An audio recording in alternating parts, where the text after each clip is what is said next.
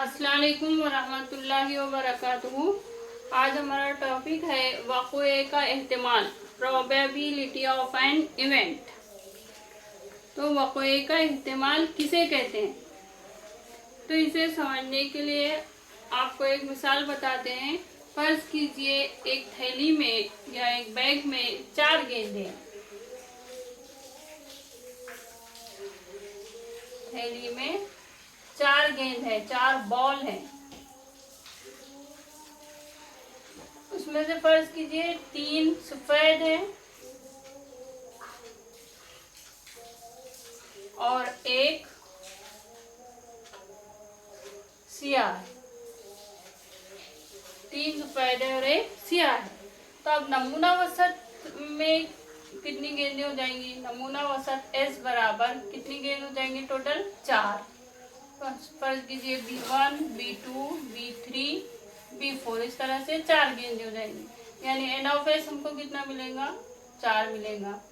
लेकिन अगर इसमें से सिर्फ हमको सफेद गेंद निकालना है, सफेद गेंद निकालने का वक़्वा क्या होगा? सफेद गेंद हासिल करने का या सफेद गेंद हमें कितनी मर्तबा मिल सकती है? तो फर्ज कीजिए सफेद गेंद हासिल करने का वक़्वा, सफेद गेंद हासिल करने का वक़्वा, और वक़्वे को हम कैपिटल अल्फ़ाबेट ABC वगैरह से ज़ाहिर कर सकते हैं। तो A बराबर सफेद गेंद हासिल करने का वक़्वा A लिए, तो A हमको कितने क्या मिल सकता है? क्या मिल सकता है? सफेद गेंद 3 मिल सकता है। B1, B2, B3, सिर्फ सफेद गेंद हासिल करने का वक़्वा। तो N ऑफ A क्या हो जाएगा? 3। अब हमको इसका एहतिमाल मालूम करना है, तो एहतिमाल को P से ज़ाहिर किया जाता है और प्रोबेबिलिटी काय का मालूम करना है, एहतिमाल काय का मालूम करना है? वक़्वे का। तो वक़्वा क्या है हमारा? A है। तो प्रोबेबिलिटी ऑफ A यानी P of A equal to क्या हो जाएगा? N of A upon N of S। अब P ऑफ A बराबर N of A upon N of S, और N ऑफ A कितना है आपका? 3, और N ऑफ S कितना है? 4। तो इसको कहते हैं वक़्वे का एहतिमाल, यानी ऐसा मुमकिना मुतवक्के वक़्वे के इम्कान को जाहिर करने वाले अदद को एहतिमाल कहते हैं, और उसे इस ज़ाब्ते से मालूम करते हैं। P ऑफ A बराबर N of A upon N of S, और N ऑफ A क्या है? वक़्वा A में नमूना अरकान की तादाद, और N ऑफ S क्या है? नमूना वसत में अरकान की तादाद। तो इस तरह से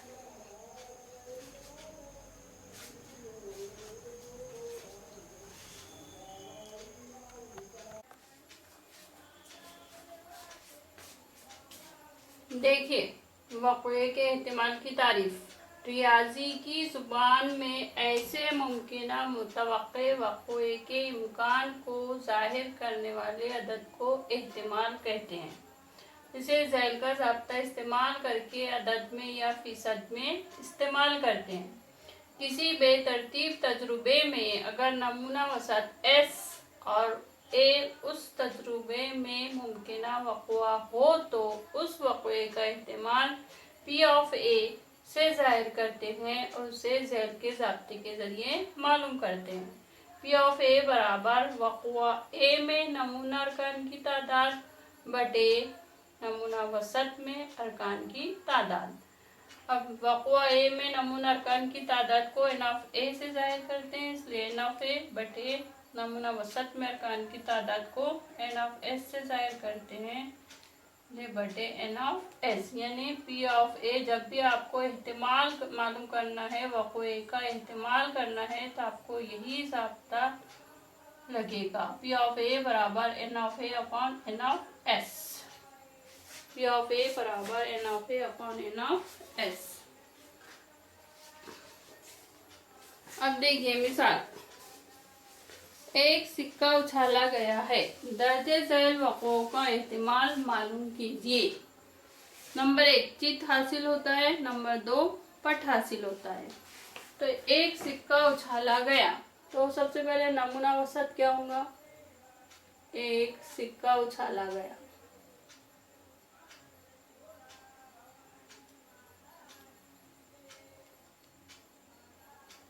इसलिए नमूना औसत S बराबर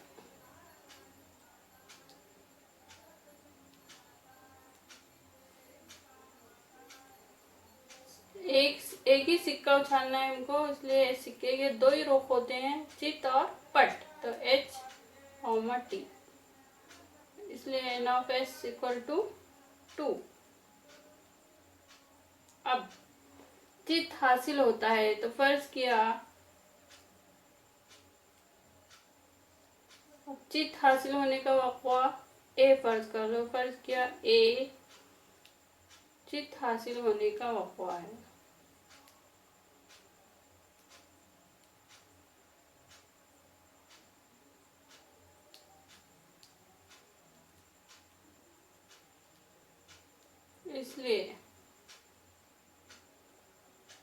इसलिए A बराबर चित हासिल हो, सिक्का उछाले तो हमको चित मिलेगा या पट मिलेगा, तब चित हासिल होने का वक़्वा, तो A बराबर सिर्फ चित, क्योंकि चित ही लेना है हमको बस, इसलिए n ऑफ A बराबर क्या मिलेगा? कितने अरकान है? एक, तो एक, इसलिए P ऑफ A बराबर क्या हो जाएगा? P ऑफ A बराबर n of A upon n of S। यही ज़ाब्ता याद रखना है आपको वक़े के लिए, एहतिमाल के लिए, वक़े के एहतिमाल के लिए ज़ाब्ता है P ऑफ A बराबर n of A upon n of S। इसलिए P ऑफ A बराबर n ऑफ A कितना है? 1 और n ऑफ S कितना है? 2, तो P ऑफ A बराबर 1/2। P ऑफ A बराबर 1/2। अब पट हासिल होने का वक़्वा, पट हासिल होने का वक़्वा, पट हासिल होने का वक़्वा क्या फर्ज करेंगे? पट हासिल होने का वक़्वा बराबर B, इसलिए n ऑफ P बराबर, इसलिए B बराबर पट हासिल होने का वक़्वा B में कौन से अरकान आएंगे? सिर्फ पट ही चाहिए हमको, तो पट के लिए सिर्फ T, इसलिए n ऑफ B बराबर 1, n ऑफ B बराबर 1। आप वक़्वा का एहतिमाल यानी प्रोबेबिलिटी P ऑफ B आएगा, क्योंकि हमको B की प्रोबेबिलिटी मालूम करने का है, पट हासिल होने का एहतिमाल मालूम करना है, तो P ऑफ B बराबर हो जाएगा अब आपका P ऑफ B बराबर n of B upon n of S। P of B upon P of B बराबर n of B upon n of S, और P ऑफ B कितना है? P ऑफ B बराबर n of B upon n of S, यानी probability B की probability बराबर B में अरकान की तादाद बटे S नमूना वसत में अरकान की तादाद n ऑफ S, तो n B है 1 और n ऑफ S है 2। n ऑफ B कितना है? n ऑफ B 1 है और n ऑफ S 2, इसलिए 1/2। इस तरह से मालूम करना है।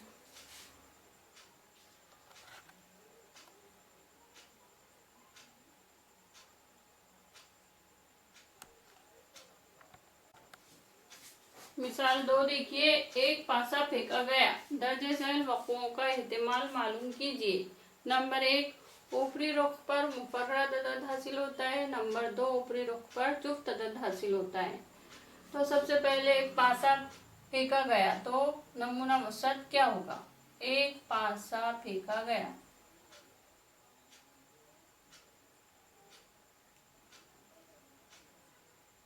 इसलिए नमूना वसत S बराबर क्या होगा? पासा फेंकने पर पासे पर कौन से नंबर होते हैं? 1 2 3 4 5 6, इसलिए n of S equal to 6। अब वक़ुआ फर्ज कर लेंगे, ऊपरी रुख पर मुफर्रद अदद हासिल होता है। तो नंबर 1 पर लिखेंगे हम, फर्ज किया ए ऐसा वक़ुआ है ऊपरी रुख पर जिसमें ऊपरी रुख पर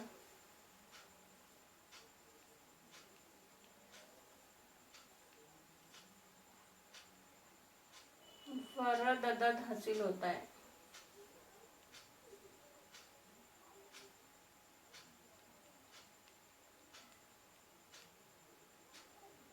यानी हमको इसमें से वो हासिलात लेना है, वो अदद लेना है जिसमें हमको मुफर्रद अदद मिलते हैं।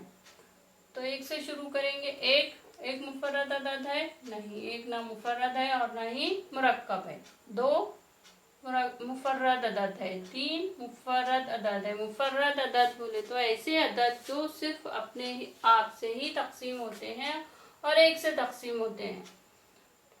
4 मुफर्रद अदद है? नहीं, क्योंकि 4 2 से भी तकसीम होता है। फिर 5 ले लेंगे और 6 भी मुफर्रद अदद नहीं है। इसलिए एन ऑफ ए कितना आएगा यहाँ पे? एन ऑफ ए यानी ए में अरकान 1 2 3, तो एन ऑफ ए बराबर 3। अब हमको वक़ुए का एहतिमाल मालूम करना है, यानी पी ऑफ ए मालूम करना है। तो पी ऑफ ए बराबर N of A upon N of S, और एन ऑफ ए कितना है? 3, और एन ऑफ एस 6। 3/6 यानी 1/2, 3 1 3, 3 2 6, 1/2। इसी तरह से दूसरा, ऊपरी रुख पर जुफ्त अदद हासिल होता है। तो फर्ज कर लेंगे बी ऐसा वक़ुआ है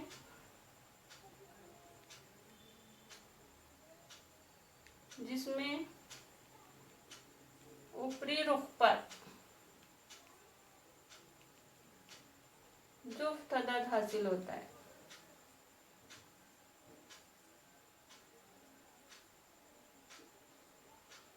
इसलिए बी बराबर, यानी ऐसे अदद लेना है इसमें से जो सिर्फ जुफ्त अदद है। तो जुफ्त अदद कौन से है? 2 4 6, जो 2 से मुकम्मल तौर से तकसीम हो जाते हैं उनको जुफ्त अदद करते हैं। इसलिए एन ऑफ बी बराबर अरकान की तादाद 1 2 3।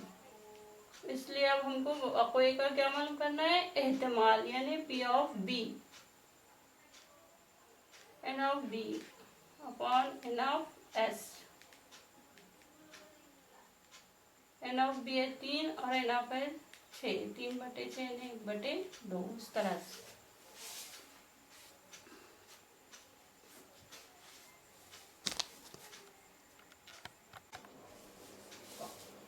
मिसाल 3 देखिए, 52 पत्तों की ताश की गड्डी में एक पत्ता निकाला गया। मुंदरजा झैल वक़ुओं का एहतिमाल मालूम कीजिए। नंबर 1 सुर्ख पत्ता हासिल होता है, नंबर 2 तस्वीरी पत्ता हासिल होता है। तो 52 पत्तों की ताश की गड्डी में से एक पत्ता निकाला गया। अब इसलिए नमूना वसत क्या होगा? सबसे पहले नमूना वसत एस बराबर कितने कार्ड्स रहते हैं ताश की गड्डी में? 52। तो 1 से ताश, इसलिए एन ऑफ एस बराबर पत्ते कितने हो जाएंगे इसमें? टोटल 52। इसलिए एन ऑफ एस बराबर 52। ठीक है, क्योंकि ताश की गड्डी में कुल कितने कार्ड्स होते हैं? 52। अब वक़ुआ है सुर्ख पत्ता हासिल होता है। हमने इसके पहले के वीडियो में आपको ताश की गड्डी बताए हैं, पूरा ताश का सेट बताए हैं। तो उसमें सुर्ख पत्ते 2 किस्म के होते हैं। सुर्ख पत्ते कितने किस्म के होते हैं? 2 किस्म के। एक ईंट के पत्ते सुर्ख होते हैं, दूसरे पान के पत्ते। तो ईंट के पत्ते जो सुर्ख होते हैं वो कितने होते हैं? 13, और पान के पत्ते जो सुर्ख होते हैं वो भी कितने होते हैं? 13। इसलिए टोटल सुर्ख पत्ते कितने हो गए? 26। तो लिखेंगे सबसे पहले ए ऐसा वक़ुआ है ये ऐसा वक़्वा है जिसमें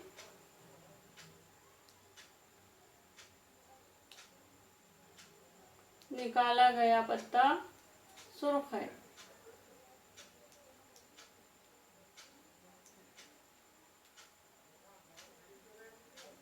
इसलिए सुर्ख पत्ते, कुल सुर्ख पत्ते कितने हो जाएंगे? 13 जमा 13 यानी 26, यानी एनाफ ए कितना आ जाएगा? 26। 13 ईंट के पत्ते होते हैं 26 और 13 पान के पत्ते होते हैं सुर्ख। 13 सुर्ख ईंट के और 13 सुर्ख पान के, इस तरह से टोटल 26 सुर्ख पत्ते होते हैं। अब हमको इसका एहतिमाल मालूम करना है, तो पी ऑफ ए बराबर N of A upon N of S. और पी ऑफ ए कितना है हमारा? एन ऑफ ए कितना है? 26 और एन ऑफ एस 52। 26 का 26, 26 दुआ 52 यानी 1/2। ठीक है। अब दूसरा वक़्वा है तस्वीरी पत्ते।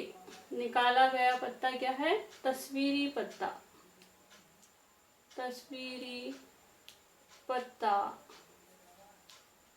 हासिल होने का वक़्वा बराबर बी। तस्वीरी पत्ता हासिल होने का वक़्वा क्या पढ़िए? बी। अब ताश की गड्डी में 4 कबील होते हैं, 4 अलग अलग टाइप के पत्ते होते हैं। एक कबील में कितने तस्वीरी पत्ते होते हैं? एक कबील में 3 तस्वीरी पत्ते होते हैं, बादशाह, रानी और गुलाम।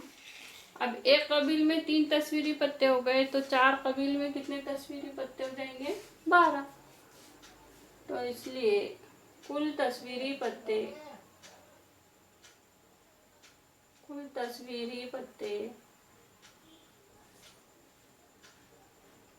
बराबर 12। इसलिए एन ऑफ बी बराबर 12। इसलिए पी ऑफ बी यानी वक़्वे का एहतिमाल, पी ऑफ बी बराबर N of B upon N of S. N of B आ गया 12 और एन ऑफ एस है 52। अब इसको तकसीम कर,